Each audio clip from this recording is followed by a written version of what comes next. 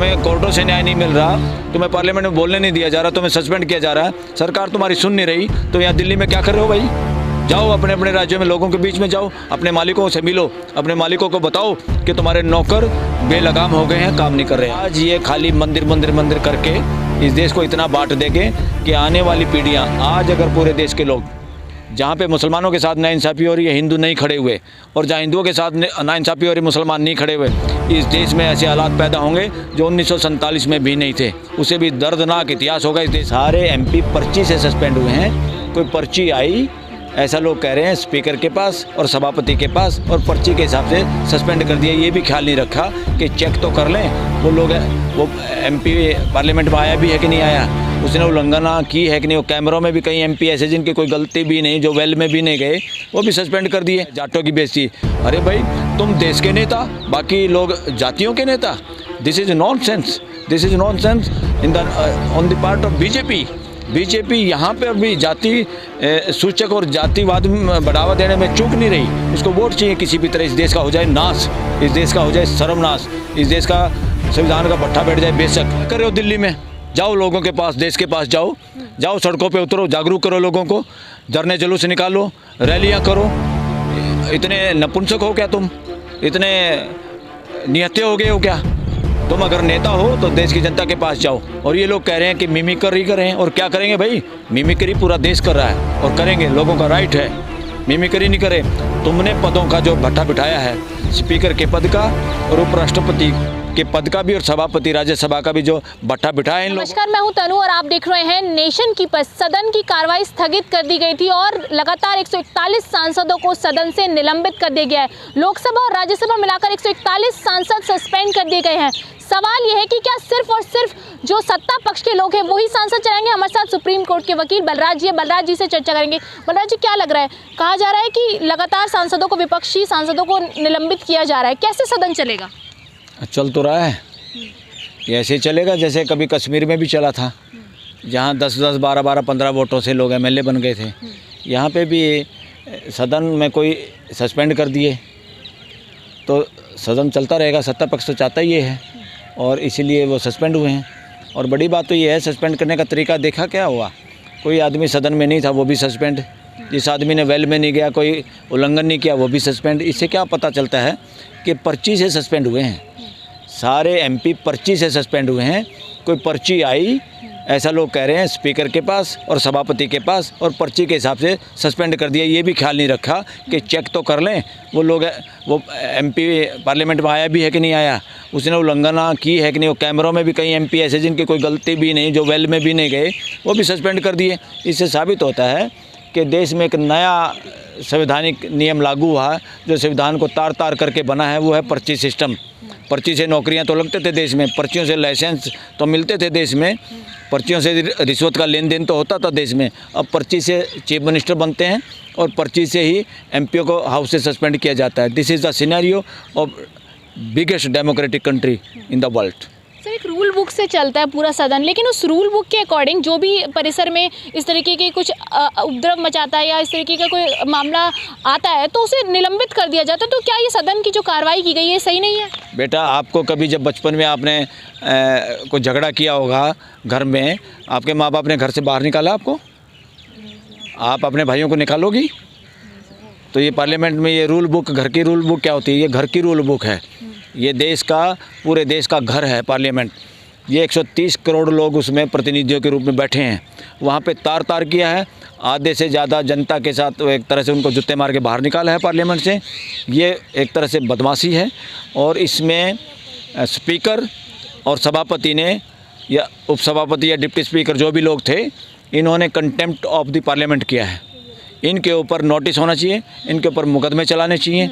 इन्होंने rule book का बहाना बना के, प्रोसीजर का बहाना करके इस देश की डेमोक्रेसी को तार तार किया है, संविधान की हत्या की है, डेमोक्रेसी की हत्या की है और देश के लोगों की बेइज्जती की है। पिछले 10 सालों में जिस तरीके से लगातार अधिकतर सांसदों को निलंबित कर दिया जाता है संसद से, एक सांसद 15-15 लाख लोगों को दर्शाता है, लेकिन वो 15 लाख लोगों की आवाज़ सदन में बंद कर दी जाती है। कैसे देख रहे हैं सर इसको? हाँ, गलत है ना, ये बिल्कुल गलत है।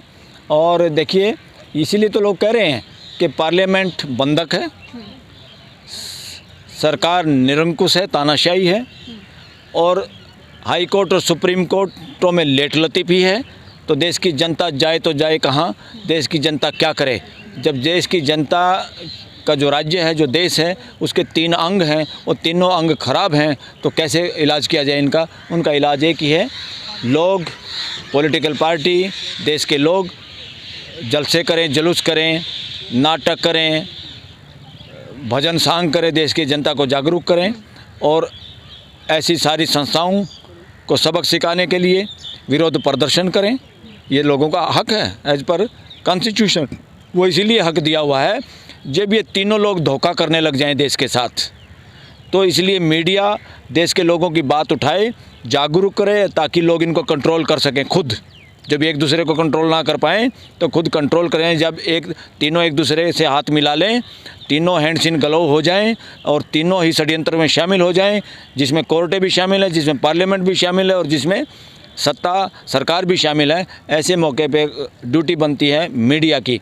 और मीडिया भी अगर गोदी में चला जाए तो फिर बचती है सोशल मीडिया की। सोशल मीडिया और जनता मिलके सामना करें, अपने देश को बचाएं, अपनी संस्थाओं को बचाएं और संविधान को बचाएं, संविधान को लागू करें।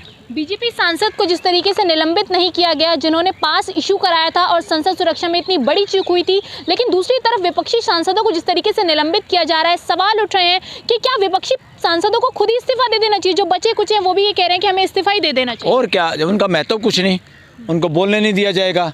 जब बोलते हैं तो स्पीकर, सभापति कहते हैं ओ ये तो लाइन ने टॉपिक पे बोलो, और जब सरकार की तरफ से जो लोग बोलते हैं इनकी बोलती बंद हो जाती है। ये बिल्कुल बाइस्ट लोग हैं, इन्होंने तार तार कर दिया संविधान की मर्यादा को, स्पीकर के पद को, सभापति के पद को तार तार कर दिया। शर्म आ रही लोगों को, स्पीकर के प्रति भी और सभापति के प्रति भी। और ये लोग कह रहे हैं कि मिमिक्री करें, और क्या करेंगे भाई? मिमिक्री पूरा देश कर रहा है और करेंगे, लोगों का राइट है। मिमिक्री नहीं करे। तुमने पदों का जो भट्टा बिठाया है, स्पीकर के पद का और उपराष्ट्रपति के पद का भी और सभापति राज्यसभा का भी जो भट्टा बिठाया इन लोगों ने, ये काबिल शर्म है। इस पे पूरा देश को शर्म आ रही है। और अब ये बीजेपी इसी मुद्दे को दूसरे तरीके से वोट में बदलने की कोशिश है। बीजेपी एक मैंने भी व्हाट्सएप पढ़ा है, कोई बीजेपी राजस्थान ने या किसी ने कोई इन्होंने व्हाट्सएप ग्रुप पे या क्या टैग किया है या लगाया अपने पेज पे कि इसे जाट समाज उद्वेलित है, जाटों की बेइज्जती। अरे भाई, तुम देश के नेता, बाकी लोग जातियों के नेता।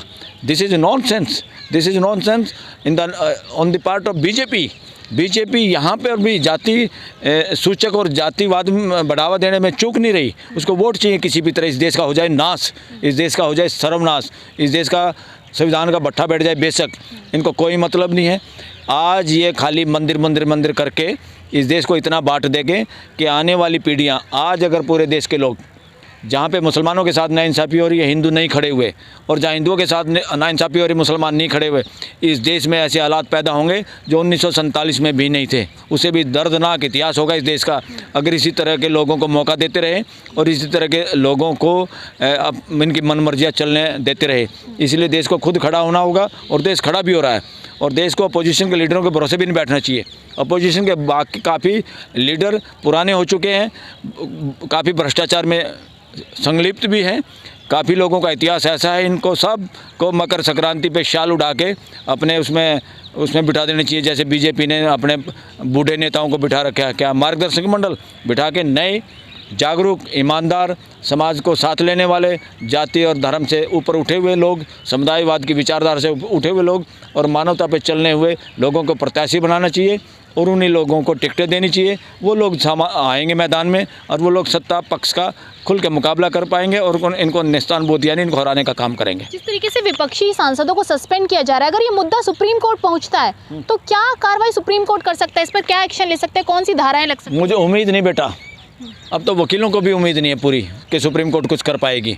सुप्रीम कोर्ट में मुकदमा आता ईवीएम का, 10-15 हज़ार कंप्लेंट और पूरे देश में ये मैटर और कई राज्यों में का ये मैटर सुप्रीम कोर्ट में आया तो सुप्रीम कोर्ट ने क्या उसमें टरकाने की कोशिश की? सुप्रीम कोर्ट ने कहा जाओ हाई कोर्ट। ये क्या है? इसका मतलब वकील क्या निकाल रहे हैं यहाँ पे कि सत्ता पक्ष के इशारे से सुप्रीम कोर्ट के कुछ जज या कुछ बेंच प्रभावित हो रहे हैं। हमारे कई सीनियर वकील पहले भी कह चुके हैं। इसलिए देश का सिस्टम सारा का सारा कब्जे में है। सब पराधीन हो गया मामला, सारा मामला रसातल में चला गया है। देश को खड़ा होना पड़ेगा और सोशल मीडिया को, देश को जागरूक करना पड़ेगा। तो आखिरी ऑप्शन बस इस्तीफा देना ही रह गया विपक्षी सांसदों का। और क्या, वो इस्तीफा नहीं देगा, उनकी कहाँ चलेगी? उनको कोई बोलने देता नहीं, उनकी वोट की कोई अहमियत नहीं। मेजोरिटी के नाम के गुंडागर्दी से कोई भी केस पास कर लो। नियम मेजोरिटी से पास तो किसान कानून भी किए थे, गंदे कानून, तानाशाही वाले कानून, वो वापस लेने पड़े क्योंकि डिस्कशन नहीं, डिबेट नहीं। अरे भाई, देश में जो लोग बैठे हैं वो पूरे देश के प्रतिनिधि हैं। उन देश के प्रतिनिधियों को शामिल ना करना डिबेट में, उनको बोलने का मौका नहीं देना का मतलब है देश के साथ धोखा कर रहे हो। मेजोरिटी इसलिए नहीं बना रखी तुम जो चाहो मर्जी से कर लो। मेजोरिटी तभी काम आती है जब पूरा डिस्कशन हो, पूरी डिबेट हो, सबको मौका मिले, तब लास्ट में अगर वोटिंग की जरूरत है तब मेजोरिटी काम आती है। वरना मेजोरिटी के नाम पर जो तानाशाही चल रही है, दिस इज अनडेमोक्रेटिक और संविधान के खिलाफ है ये। बहुत बहुत धन्यवाद सर। जिस तरीके से लगातार सांसदों को निलंबित किया जा रहा है, एक सांसद लगभग 15-15 लाख लोगों को प्रदर्शित करता है सदन में, लेकिन सवाल यह है कि क्या वो जो 15 लाख लोगों को एक सांसद प्रदर्शित करता है, क्या उनकी आवाज़ को आज दबाया जा रहा है? क्या विपक्षी सांसद क्या इस्तीफा दे देंगे जो बाकी बचे हुए हैं? 2024 का चुनाव भी पास है, अगर 2024 से पहले विपक्षी सांसद इस्तीफा दे देते हैं तो ये लोकतंत्र पर भी सवाल है। शशि थरूर ने सर एक स्टेटमेंट दी है, कांग्रेस सांसद ने, और उन्होंने कहा है कि लोकतंत्र का मृत्यु हो चुकी है, अब हमें शोक सभा मना लेनी चाहिए। अरे शोक सभा क्यों मना लेनी चाहिए? मृत्यु इन्होंने की है ना, सत्ता पक्ष ने। तुम तो जिंदा हो, तुम क्या कर रहे हो दिल्ली में? जाओ लोगों के पास, देश के पास जाओ, जाओ सड़कों पे उतरो, जागरूक करो लोगों को, धरने जुलूस निकालो, रैलियां करो। इतने नपुंसक हो क्या तुम? इतने निहत्थे हो गए हो क्या? तुम अगर नेता हो तो देश की जनता के पास जाओ। जब तुम्हें कोर्टों से न्याय नहीं मिल रहा, तुम्हें पार्लियामेंट में बोलने नहीं दिया जा रहा, तुम्हें सस्पेंड किया जा रहा है, सरकार तुम्हारी सुन नहीं रही, तो यहाँ दिल्ली में क्या कर रहे हो भाई? जाओ अपने अपने राज्यों में, लोगों के बीच में जाओ, अपने मालिकों से मिलो, अपने मालिकों को बताओ कि तुम्हारे नौकर बेलगाम हो गए हैं, काम नहीं कर रहे हैं। बहुत बहुत धन्यवाद सर। तो ये हमारे साथ बलराज जी थे। बलराज जी ने पूरे मुद्दे पर अपनी राय बेबाकी से रखी और एक एक कड़ी जोड़ते हुए बताया कि कैसे, जिस तरीके से निलंबित किया जा रहा है, क्या क्या कार्रवाई हो सकती है और क्या सुप्रीम कोर्ट पे ये मैटर जाएगा तो सुप्रीम कोर्ट इस पर सुनेगा। कमेंट सेक्शन में राय ज़रूर दें। नमस्कार।